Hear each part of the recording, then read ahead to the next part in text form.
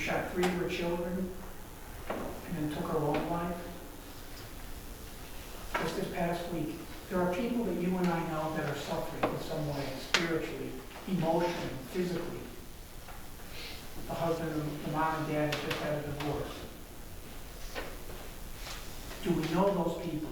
Are we reaching out to them, not just to get them through a current crisis, but to get them to a point where they see, Lord, they need the gospel. I am reaching out to them. I want my conversation to be there for them.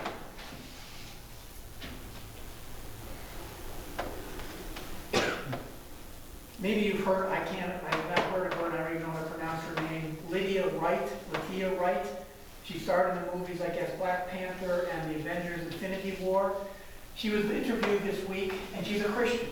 And she was interviewed, and they talked to her about her Christian faith. And at the end of the she was writing for a magazine, for an article in a magazine. The magazine put nothing in there about her Christian faith. And at the end of that, she said, at the end, when they didn't put it in there, she said, "Ha ha, I still love you, and God still be praised," even though they had nothing to do with her Christian faith. But she was willing to testify. Here's an actress willing to testify about her Christian faith. And maybe you've also heard that she was also talking about Kanye West has put out a Christian album about Jesus. I think it's got Jesus in the title. I listened to one, of course, that had to do with Chick-fil-A. That was actually on the album. But she said this, which was really interesting, I thought. She said this. She said, for the first time in years, I don't know if she tweeted this or where it was, Instagram or whatever, for the first time in years, I've been able to play a Kanye album and not switch it off due to the profanity. And then she had, I guess it was a tweet or something, but it was accompanied by one of the laughing emojis. And then she continued on with that. But being able to even look, this is being able to encourage people, and even that's our mouth, what is seasoned by salt, and something that is making ourselves more tasty in the sense of speaking with other people. Maybe you've heard about the football player. This has all happened this past week as well. The football player, Mario Davis on the New Orleans Saints, he did something he wasn't supposed to do.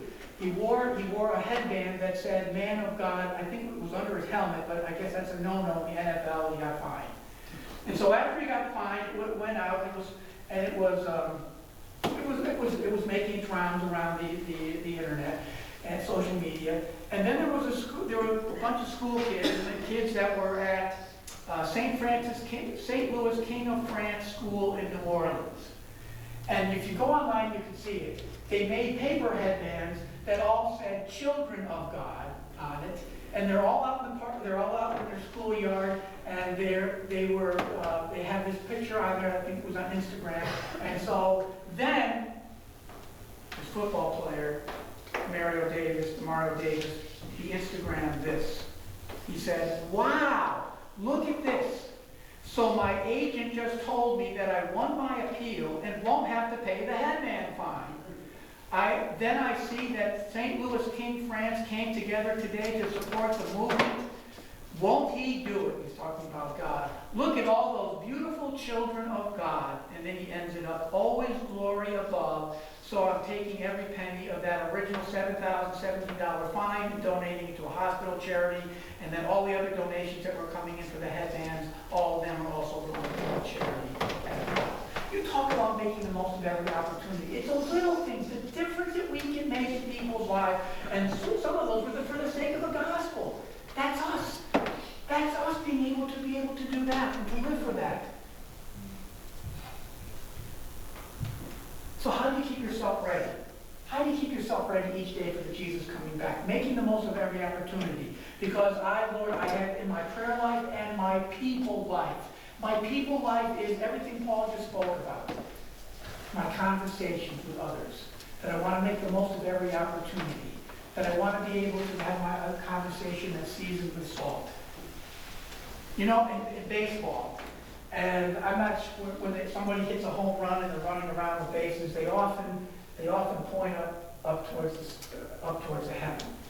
Now, I know for some people they're talking about loved ones that have died and they're thinking about them. But I do know also for Christians too that have done it, that they're also saying, giving glory to God just by putting up their hand and being able to say, Lord, I'm thinking about you. And for us each day, when we look up in the sky, and that's why in Luther's seal it's also a blue sky, that Lord, you're coming back.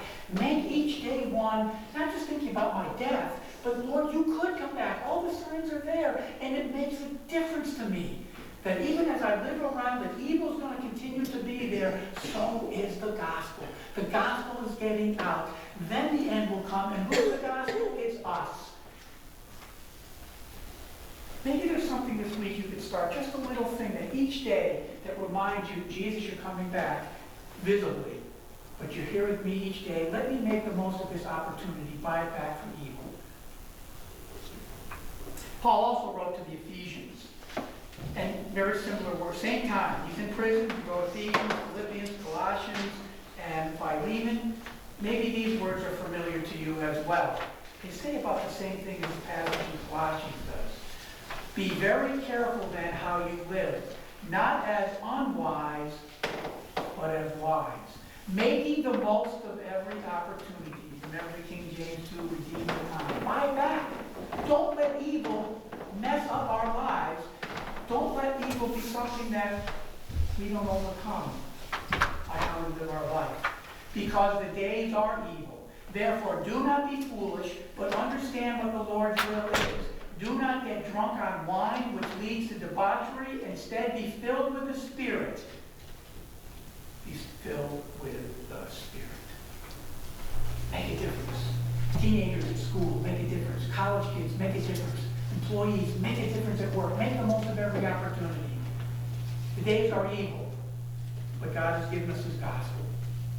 Let us not be afraid to know, to be in the Word, so that we're able to give an answer to people that ask us. And what does that mean? Get into the Word. Know the Word.